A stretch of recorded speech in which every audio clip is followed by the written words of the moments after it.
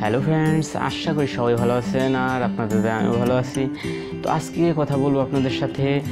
আপনারা যারা EBL eastern bank থেকে যারা একুয়া প্রিপেড মাস্টার কার্ড বা একুয়া আপনার লাইফস্টাইল ভিসা কার্ড নিয়েছেন, তারা যারা ডলার বা টাকা লোড দিতে পারছেন না, তাদের জন্য এই ভিডিওটি। যারা এই সমস্যায় ভুগছেন, অনেকে ডলার বা টাকা লোড কীভাবে দিতে হয় বা অনেকে কার্ড নেওয়ার আগে ভাবছে কীভাবে ডলার লোড দিব, তো এইসব বিষয়ে সব কিছু আপনাদের কাছে আজকে খুলে বলবো যে কীভাবে আপনার ডলার লোড দেবেন আর কার্ডটা কীভাবে নিতে হয়। তা তো আমার ভিডিও আছে, ঠিক আছে, আপনার আমার চ্যানেল থেকে দেখে আসবেন। আর এই ভিডিওতে দেখাবো যে আপনারা কীভাবে ডলার লোড দেবেন বা টাকা লোড দেবেন, ঠিক আছে, যে কোনো ইস্টার্ন ব্যাংক শাখাতে। তো আপনারা তার আগে বলবো, যদি আপনারা নতুন দর্শক হয়ে থাকেন তো অবশ্যই চ্যানেলটি সাবস্ক্রাইব করে পাশে থাকা বেল আইকনটি এনাবেল করে দেবেন। তাহলে চলুন বন্ধুরা, ভিডিওতে ফিরে যাই।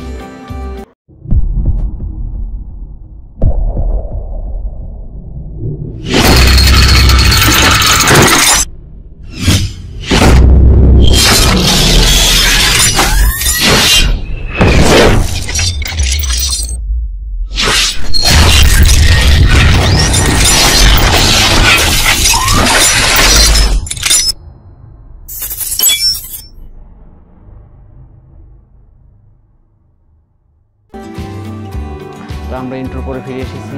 এরপরে এখন আপনাদেরকে দেখাবো,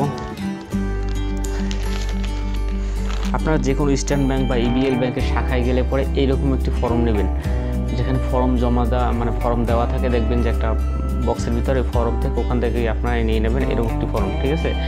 আপনারা দেখতে পাচ্ছেন এরকম দুইটি কাগজ থাকবে একটা ফর্মে, হ্যাঁ, একটি এই রঙের আর একটা হয়তো অন্য রঙে থাকবে, ঠিক আছে। এরকম ফর্মটা নেবেন। নেওয়ার পরে জাস্ট আপনারা কি করবেন, এখানে আপনাদেরকে দেখবেন যেখানে নেম লেখা, এখানে আপনারা আপনার নামটা সুন্দরভাবে লিখে দেবেন। ইংলিশে দিলে ভালো হবে। ইংলিশে দেওয়ার পর আপনার পদবি সহ দেবেন। যদি আপনার কার্ড নেওয়ার সময় যেরকম নাম লিখছেন পদবি দিলে পদবি দেবেন। তারপরে দেখবেন যে কার্ড নাম্বার, এখানে আপনার কার্ড নাম্বারটা দেবেন সম্পূর্ণভাবে, ঠিক আছে।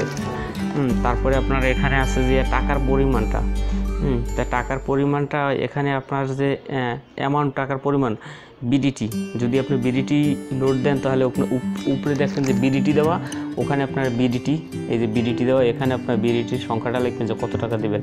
আর যদি ডলার লোড দেন তার নিচে দেখছেন যে ইউএসডি, এখান থেকে আপনারা কত ইউএসডি লোড দেবেন ওইটা টাকাটা লিখে দেবেন, যে এখানে আমার এত টাকা। অনেক সময় হয় যে ডলারের রেট আমরা জানি না, তো এখানে আপনারা লিখে দেবেন ইউএসডি ওখানে যে আমি এত টাকা লোড দেবো। তারপরে আমি যদি দেখি যে টাকার পরিমাণটা আপনার কথায়, আবার এখানে টাকার পরিমাণটা কথায় লিখে দেবেন যে কত টাকা, ঠিক আছে। তো লিখে দেওয়ার পরে এখান থেকে তারপরে আপনারা কি করবেন, তারপরে আপনার এখানে উপরে যে ইটা আছে আপনার ডেটের তারিখটা, এখানে আপনার ডেটটা দিয়ে দেবেন। ডেটটা দেওয়ার পরে এখান থেকে আপনারা জাস্ট এই যে একটা স্বাক্ষর আছে, এখানে দেখবেন যে কাস্টমার কপি, এটা কাস্টমার কপি, এখানে একটা সিগনেচার দেবেন আপনার, ঠিক আছে। এখানে একটা সিগনেচার দেবেন, প্লাস এই যে মোবাইল নাম্বারটা লেখে, এখানে আপনার মোবাইল নাম্বারটা দেবেন। যে মোবাইল নাম্বারটা দিয়ে আপনি অ্যাকাউন্টটা খুলেছেন ওই নাম্বারটা মাস্ট, ওই নাম্বারটাই দেবেন, অন্য কোনো নাম্বার না। এটা দেওয়ার পরে আর মোটামুটি কিছু এখানে মনে হয় বাকি নেই। হ্যাঁ, এটা আপনার ফিল আপ করার পর আপনার সাথে সাথে ওখানে যে ক্যাশ কাউন্টারে বা এখানে এটা কার্ডটা যেখান থেকে লোড দেবেন, আপনি ওখানে ব্যাংকে গেলে আপনাকে দেখাই দেবে যে ওনার কাছে যান, ঠিক আছে, একজনে বললে একজনের কাছে। তো ওনার কাছে সাথে সাথে বলবেন যে আমি ইউএসডি লোড দেবো, ঠিক আছে। অনেক সময় এখানে টাকাটা লিখে দিলে তারা বুঝবে, তারপর আপনি বলবেন যে আমি ইউএসডি লোড দেবো। আপনি সাথে সাথে এখানে দাঁড়াই বসবেন, জাস্ট 5 মিনিটও লাগবে না, ঠিক আছে।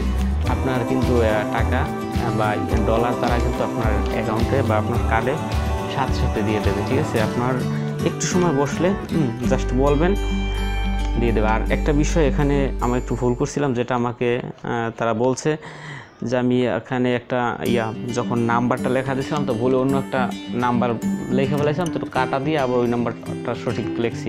তো ওখানে একটু সমস্যা, আপনারা কোনো কাটাকাটি কিন্তু করবেন না, এটা হচ্ছে মূল, ঠিক আছে। কাটাকাটি যদি করেন তাহলে আবার নতুন করে আবার ফর্ম পূরণ করে আবার দিতে হবে, আর না হলে কাটা যে সংখ্যাটা কাটছেন ওর উপরে আপনার সিগনেচার দিয়ে দিতে হবে, ঠিক আছে। তো এইরকম কিন্তু আপনারা ফর্মটা সম্পূর্ণ পূরণ করে আপনার তাদেরকে দিবেন, সাথে সাথে তারা আপনার কিন্তু ডলারটা লোড দিয়ে দেবে। আমি যখন লোড দিচ্ছি তো 85 টাকা করে ডলার রেট ছিল, আর লোড দেওয়ার সাথে সাথে আপনার মোবাইল কিন্তু নোটিফিকেশন চলে আসবে যে আপনি কত টাকা ডলার লোড দিচ্ছেন, ঠিক আছে। তো এই আর ডলারটা লোড দেওয়ার পরে বাকি এই একটা যে আমি দুইটা এখানে বললাম যে দুইটা ছিল, মানে দুইটা ফর্ম ছিল, তো একটা ফর্ম তারা রেখে দেবে, আর একটা ফর্ম আপনাকে এখানে কিন্তু একটা সিল দিয়ে আপনার এই যে সিলটা দিয়ে আপনার কিন্তু ফর্মটা দিয়ে দেবে একটা, ঠিক আছে। এই হলো মূল প্রসেস, আর কোনো প্রসেস নেই। আপনারা হয়তো অনেকে ভাবছেন যে ডলার কীভাবে লোড দিতে হয়, টাকা কীভাবে লোড দিতে হয়, ব্যাঙ্কে গেলে কী করতে হয়, ঠিক আছে।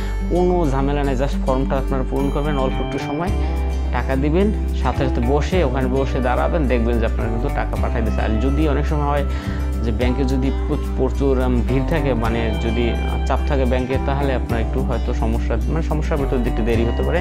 জাস্ট আপনি দিয়ে চলে আসলেন, হয়তো আধা ঘন্টার ভিতরে বা 1 ঘন্টার ভিতরে চলে আসতে পারে, মানে যদি ব্যাংকে ভিড় থাকে। আর যদি কোনো রকম ভিড় না থাকে, ঠিক আছে, ইজি থাকে, তাহলে আপনি আপনার এমনিতেই টাকা চলে আসবে সাথে সাথে। তো এই হলো, আর কিছুই না, ঠিক আছে। আর এখান থেকে আপনার প্রতিটা ট্রানজ্যাকশন আপনার কিন্তু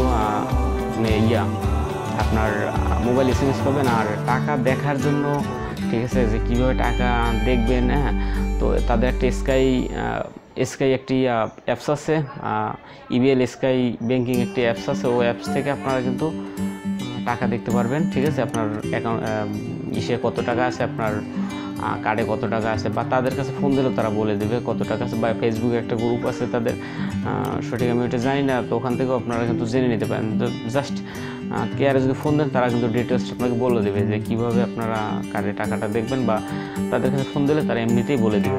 তো এই হলো প্রসেস, আর কিছুই না, ঠিক আছে, কীভাবে টাকা ডলার লোড দিতে হয়। তো বন্ধুরা, আজ ভিডিওটি বেশি বড় করবো না, যদি ভিডিওটি ভালো লাগে অবশ্যই সাবস্ক্রাইব করবেন এবং লাইক দিবেন। তো আজ পর্যন্তই, ভালো থাকবেন, খোদা হাফেজ।